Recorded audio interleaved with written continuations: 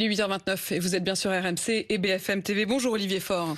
Bonjour Apolline de Malherbe. Merci d'être ici pour répondre à mes questions. Vous êtes le premier secrétaire du Parti Socialiste. J'ai plein de questions à vous poser et notamment sur les candidatures. C'est la première fois que vous répondez à une interview depuis l'annonce de candidature de Jean-Luc Mélenchon. Mais je voudrais commencer par cette histoire de Total. Vous voulez taxer Total et Total dit si vous nous taxez, on va remonter les prix à la pompe. Fini le plafond. Entre la taxe et le plafond, vous choisissez quoi ? D'abord, la première chose, c'est que il ne s'agit pas d'une taxe totale. Il s'agit en fait d'une taxe qui vise toutes celles et ceux qui font des super profits liés à un conflit. Et donc, en réalité, quand Total et d'autres font des super profits, ils ne les font pas parce qu'ils ont augmenté leur production, ils ne le font pas parce qu'ils ont créé des produits nouveaux, ils ne font pas des profits parce qu'ils ont un génie particulier, ils le font simplement parce que la crise géopolitique est là et qu'ils en profitent. Et donc, dans un moment comme celui-là où les Français sont amenés à voir leur pouvoir d'achat rogné progressivement par la hausse des prix du carburant et de l'énergie de manière générale, il est logique, il est normal que celles et ceux qui font des profits, qui sont des profits indus, soient amenés aussi à contribuer. Mais vous avez vu ce que vous répond Patrick Pouyanné. Hier, il dit d'abord sur ce que vous dites sur le fait qu'ils ont gagné de l'argent. Il dit Total Énergie ne va pas non plus s'excuser de performer et de réussir dans son domaine. Il faut au contraire, dit-il, en être fier. Et par ailleurs, il dit si vous taxez, il n'y a pas de problème. Mécaniquement, je stoppe mon plafonnement des prix à la pompe. Je ne demande à personne des excuses. Je dis simplement que quand on a un pays qui est menacé par une perte de pouvoir d'achat pour le plus grand nombre, celles et ceux qui ont fait le plus de profits doivent contribuer. Ça s'appelle la solidarité, ça s'appelle aussi défendre l'intérêt général. Il y a déjà une surtaxe sur une contribution qui était censée être exceptionnelle et qui a été renouvelée. Pour ceux qui font il la paye. Ils la payent. Et je ne dis pas que Total ne paye pas d'impôts. Je ne dis pas que Total est un groupe qui mérite d'être mis au banc de la société française. Je dis simplement que le chantage... Vous avez hésité à quoi ? À dire que c'était un profiteur de crise ? C'était ça le mot que vous vouliez pas vraiment sortir ? Ça, je peux le dire. C'est un profiteur de crise, comme d'autres. Un profiteur de guerre ? Bien sûr. Bien sûr, à l'insu de son plein gré. Je ne dis pas que c'est lui qui est à l'origine de cette guerre illégale, c'est en réalité Donald Trump. Mais évidemment, il y a aujourd'hui des gens qui en profitent et d'autres qui au contraire le subissent. Les Françaises et les Français, dans leur immense majorité, le subissent. Total en tire des bénéfices. Mais justement, ces Français, moi j'en avais plusieurs ce matin qui ont appelé sur RMC, qui sont notamment des gros rouleurs. J'avais un routier qui était dans la région de Roanne et qui disait mais attendez, moi je fais mon plein chez Total et j'ai pas du tout envie qui remonte les prix. Et il dit, le problème c'est que cette taxe, le temps qu'elle soit éventuellement rétribuée aux Français, il dit au moins là c'est efficace.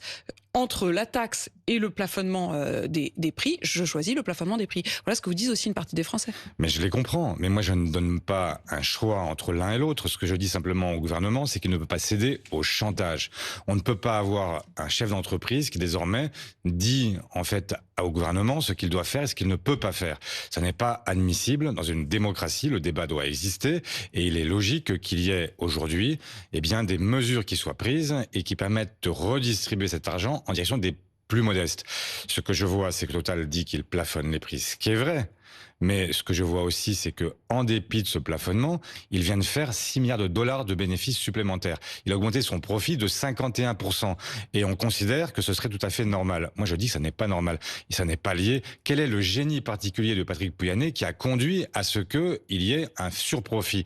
Il n'y a pas de génie particulier. Il y a simplement une crise dont il profite. Et donc, il n'est pas anormal que l'État dise à un moment à une entreprise française de dire, écoutez, nous avons aujourd'hui une vraie difficulté pour les Français. Vous devez contribuer. Vous maintenez donc votre proposition de loi. Oui, je la maintiens, bien sûr. Et de l'autre côté, vous demandez à Total de maintenir son plafonnement des taxes. Sûr.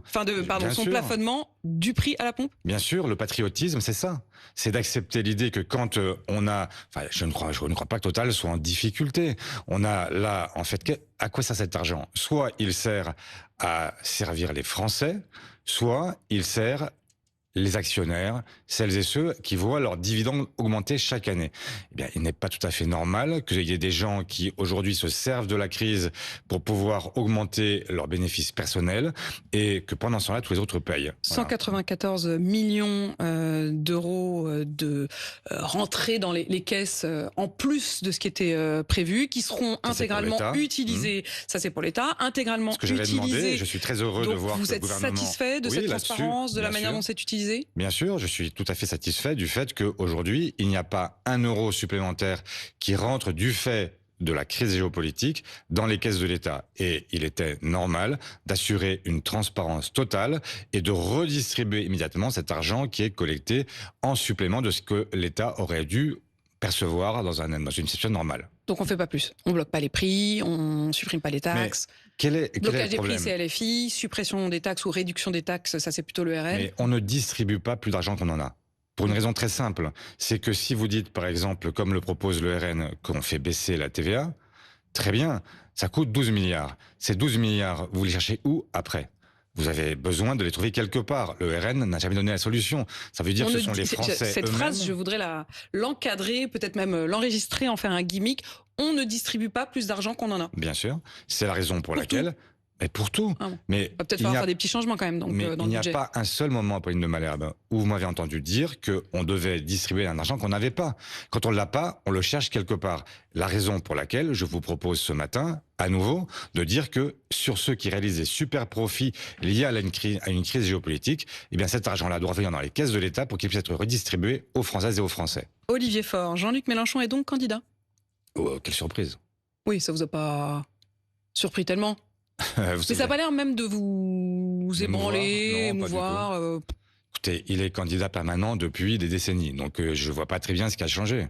C'est un non-sujet, quoi. Ben oui. Enfin, il y a quand même un petit moment où la question va se poser de savoir qui est la gauche aujourd'hui. Est-ce que c'est eux? Est-ce que c'est vous? Est-ce que c'est vous C'est ensemble? les Français qui le décideront. Mais c'est son droit. Il est candidat. C'est la 4e fois qu'il est candidat à une élection présidentielle. Moi, ce que je crois, c'est que Jean-Luc Mélenchon, à la fois, a des qualités évidentes. C'est un tribun. Il a un charisme que personne ne lui enlève. Mais ce que je vois aussi, c'est qu'il est un candidat de premier tour qui est parfaitement légitime. Mais il est le plus mauvais candidat pour la gauche au second tour. Il est celui qui permet à toutes les droites et l'extrême droite de se coaliser. Et donc, quand on observe simplement les enquêtes d'opinion, qui valent ce qu'elles valent à cette époque de l'année, mais ce que l'on voit, c'est que il est celui qui vraisemblablement serait le plus sèchement battu par l'extrême droite, ce qui conduirait à ce qu'on ait une extrême droite qui soit à son niveau le plus élevé et qui lui donnerait quasiment une carte blanche pour la suite. Et moi, je ne veux pas donner de carte blanche à l'extrême droite et je veux même la battre à l'élection présidentielle prochaine. Olivier Faure, ça veut dire que quand je vous interroge sur la candidature de Jean-Luc Mélenchon, vous me dites le problème, c'est que de toute façon, il ne peut pas gagner. Donc, il n'y a pas de problème sur le fond. S'il n'était pas candidat, vous auriez pu, s'il ne s'était pas annoncé dès le début, vous auriez pu peut-être faire alliance avec leurs idées, avec une partie des militants, des élus. Est-ce que vous auriez pu vous mettre ensemble s'il n'y avait pas Jean-Luc Mélenchon, mais s'il y avait ses idées? Non, enfin, ça dépend lesquelles. En fait, il y a des idées que je partage et des idées que je ne partage pas. Alors, lesquelles vous partagez et lesquelles vous ne partagez pas? Bah, ça va être long, mais... Quand il dit, l'une des premières promesses, c'est la retraite à 60 ans, le SMIC augmenté, le blocage des prix. C'est les trois formules qui ont été utilisées dès le premier jour. Le SMIC augmenté, je le partage. Je pense qu'aujourd'hui, notamment, tout ce que nous vivons et tous ces gens qui nous disent tout ce qu'on nous a évoqué dans vos journaux, dans les heures qui ont précédé, sur, en fait, la question de la malbouffe, sur la question... Toutes ces questions-là sont liées au pouvoir d'achat. Et sont liées au fait qu'aujourd'hui, les Français vivent mal. Et ne vivent même pas... Et vivent même mal alors qu'ils sont salariés, qu'ils travaillent. Et quand le travail ne paye pas, c'est un problème. Et donc, effectivement, oui, il faut aujourd'hui augmenter le salaire minimum. Sur la question de la retraite, moi, je suis pour le retour à 62 ans. Mais je ne suis pas favorable au fait qu'on aille à 60 ans pour des raisons qui sont liées au fait que, d'abord, la durée d'existence, de vie s'est allongée et qu'il est difficile, là aussi, de promettre des lunes qu'on ne saura pas financer. Donc, c'est la raison pour laquelle j'ai demandé avec succès la suspension de la réforme Borne et j'espère bien que lorsque nous serons arrivés au pouvoir en 2027, eh bien nous pourrons non seulement suspendre, mais même revenir complètement sur cette réforme, l'abroger et faire en sorte que nous puissions à établir une réforme qui soit une réforme de justice, qui permette de distinguer entre les carrières pénibles et celles qui ne le sont pas. Vous avez dit hier soir, Olivier Faure, alors que vous étiez en meeting avec une partie de la gauche non mélenchoniste, je dirais, on ne peut pas faire l'alliance au prix de l'abandon de nos valeurs républicaines, de notre rapport à l'Europe, notre capacité à gouverner sérieusement ce pays. Mais puisque vous évoquez la question de la bouffe, de la malbouffe ou de la fast-food bouffe ou de tout ça, il y a effectivement une bataille qui est en train de devenir très politique, qui est cette bataille notamment autour de Master Poulet. Et je repensais à ce qu'était la gauche il y a quelques années, pas si lointaines, la gauche José Bové, qui allait détruire des McDo. Aujourd'hui, vous avez Éric Coquerel, par exemple, qui lui va défendre Master Poulet, qui sont ces nouvelles enseignes avec des poulets très peu chers. Vous êtes quelle gauche? Vous êtes plutôt dans la logique d'un José Bové qui était en train de détruire les McDo, ou aujourd'hui vous défendriez Master Poulet, par exemple? C'est très curieux que Éric Coquerel soit déjà désormais défenseur d'un capitalisme effréné, avec des gens qui utilisent justement le fait qu'il y a un problème de pouvoir d'achat pour déstocker de la malbouffe. Parce que la réalité, c'est que ces grandes enseignes, elles ne sont pas là pour offrir une nourriture de qualité, mais pour offrir en fait l'illusion de la quantité. Et donc, ce que nous L'illusion de devrions... la satiété, c'est ce que disent certains spécialistes. Absolument. Ce sont des poulets 100% pas français, ça c'est sûr. Oui, absolument. Ce sont des poulets qui sont, enfin, tout sauf bio, qui sont tout sauf fermiers. Et on a notamment un public qui est un public captif, qui sont les plus jeunes. Et je le vois bien, y compris avec mes propres enfants, qui sont attirés par ces enseignes.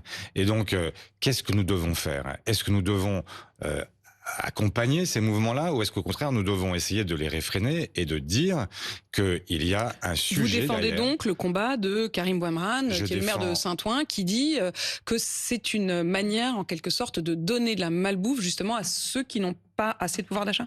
Il y a à Saint-Ouen Thierry Marx qui a monté une enseigne qui n'est pas justement une enseigne de malbouffe, qui doit s'appeler le Boudon du Coq, et qui justement offre à des populations modestes la possibilité de manger et de manger bien.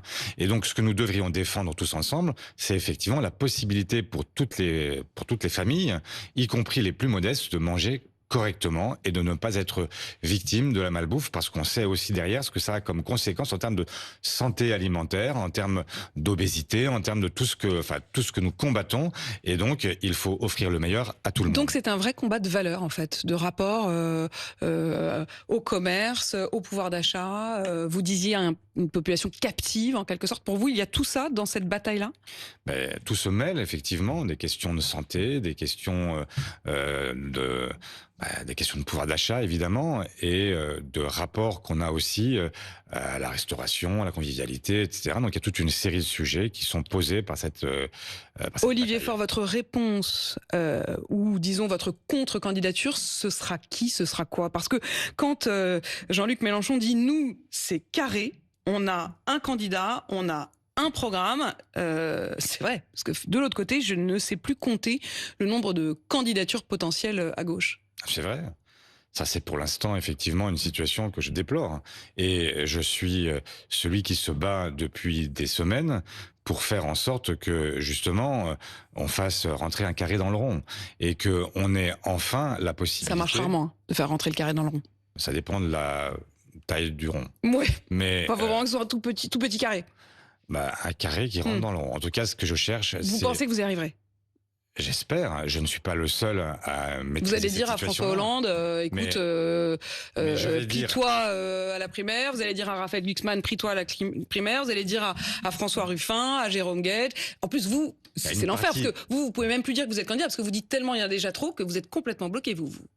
Mais je ne suis pas bloqué. Je dis simplement que il y a évidemment... Non, mais vous n'allez pas me dire que vous êtes candidat. Non, je ne vais pas vous le dire. Ouais. Oui, parce que vous ne pouvez plus le dire. Il y en a déjà trop. Mais je crois que ça n'empêche personne. Je vois même un candidat supplémentaire par jour. Oui, c'est ça. Dans le week-end, on a entendu, en fait, Bernard Cazeneuve se rajouter à la liste. Et puis, Elisabeth Borne qui se tâte côté droit. Bon, bref, en fait, quand on aura... Vous trouvez ça risible? Enfin, oui. Ouais. Là, les dernières déclarations de Bernard Cazeneuve qui laisse entendre qu'il est prêt, plus lui qu'un autre. De Elisabeth Borne qui se dit au fond pourquoi pas moi. Je me prépare, je suis déjà prêt, je suis déjà volontaire, je suis candidat à une primaire. Bon, on n'en peut plus. Ça Mmh. suffit. Donc vous leur Il dites faut quoi qu'à là? un moment, effectivement, on trouve tout simplement un moyen commun, accepté par toutes et tous, qui permette de sélectionner celui ou celle qui nous représentera. Quand? Comment? Moi, je me bats pour Quand? un Comment? candidat commun ou une candidate commune à l'élection présidentielle qui incarne cette gauche non mélenchoniste et qui permette d'aller chercher le second tour et de l'emporter au second dans le cadre d'un front républicain. Donc les choses sont assez claires et assez simples de mon point de vue. Maintenant, effectivement, il faut que les égos, les ambitions naturelles, légitimes, etc., se plient à cette logique. Parce que nous ne pourrons pas nous regarder dans un miroir si nous avons contribué même indirectement à l'élection de Jordan Vous dites la, Bardella la ou non, Marine Le non Pen. mélenchoniste. Hier soir, le même Jean-Luc Mélenchon, qui effectivement y va de son côté, a quand même proposé, je cite, une campagne unitaire, notamment pour les sénatoriales. Mais Jean-Luc Mélenchon, c'est toujours la même histoire.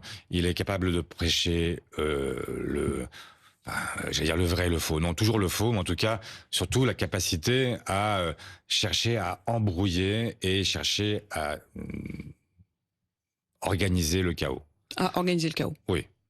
Et ce n'est pas, en fait, la réalité, c'est que Jean-Luc Mélenchon n'a aucune intention de faire quoi que ce soit avec qui que ce soit. Il n'a pas vraiment envie d'une campagne unitaire, en fait, c'est Mais ce que vous me dites. il n'a jamais cherché l'unité où que ce soit.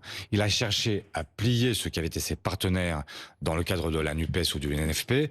Il n'a jamais cherché à faire vivre ensemble des formations politiques différentes pour lesquelles il avait une légitimité à diriger. Mais cette légitimité, il l'a perdue parce qu'il n'a jamais fait autre chose que de chercher à imposer un point de vue à tous les autres. On l'a appris ce matin, un bateau affrété par la compagnie française CMA-CGM, qui par ailleurs est propriétaire d'ailleurs de BFM TV et d'RMC, a été touché dans le détroit d'Ormuz. Est-ce que la France, à un moment ou à un autre, doit participer, s'engager d'une manière ou d'une autre dans le conflit? On a 2 soldats qui ont été tués sous casque de la FINUL. Est-ce que la France doit continuer à rester spectatrice en quelque sorte? Mais nous ne pouvons pas nous engager derrière Donald Trump et Benjamin Netanyahou. C'est inimaginable. Ce que nous devons au contraire poser, c'est une solution diplomatique, c'est faire en sorte que la paix revienne. Enfin, vous vous rendez compte que ce problème que l'on évoque ce matin, c'est 6 Philippins dans un bateau donc de CMA-CGM qui ont été touchés, le sont Blessés, pour quelle raison? semble-t-il. Pour quelle raison? Ils le sont parce qu'il y a eu une guerre totalement illégale, sans mandat, qui a été enclenchée par 2 gouvernants d'extrême droite, que sont Donald Trump et Benjamin Netanyahou. Et donc, nous devrions, nous, maintenant, les suivre parce qu'ils nous ont entraînés dans Et en une même temps, guerre illégale. est-ce qu'on peut ne rien faire? Mais on peut, le moment venu, sécuriser le détroit d'Ormuz, mais il n'est pas question de mettre un doigt dans l'engrenage, de devenir des co-belligérants et d'être de ceux qui participons à un conflit que nous n'avons pas voulu, que nous n'avons pas souhaité et qui ne permet rien. Enfin, c'est quand même incroyable de voir à quel point ces gens improvisent des guerres et le font au détriment du monde entier. La crise que nous allons connaître, une crise qui va être une crise mondiale, une crise sociale, une crise économique, elle est liée à l'inconséquence de 2 dirigeants qui n'en font qu'à leur tête et qui considèrent que désormais, c'est la loi du plus fort qui doit s'imposer face au droit international. Eh bien moi, ce que je défends, ça n'est pas la loi du plus fort, mais c'est la loi du plus juste. Et c'est très différent. Et ce que je crois, c'est que notre pays, qui est un grand pays, qui est un pays qui exprime aux yeux du monde entier une façon de procéder, qui exprime des valeurs particulières, etc., doit se comporter comme ce qu'il a toujours été et faire entendre la voix qui a toujours été la sienne, celle du droit. Merci Olivier Faure d'avoir répondu à mes questions ce matin. Premier secrétaire du Parti socialiste et vous-même député socialiste de Seine.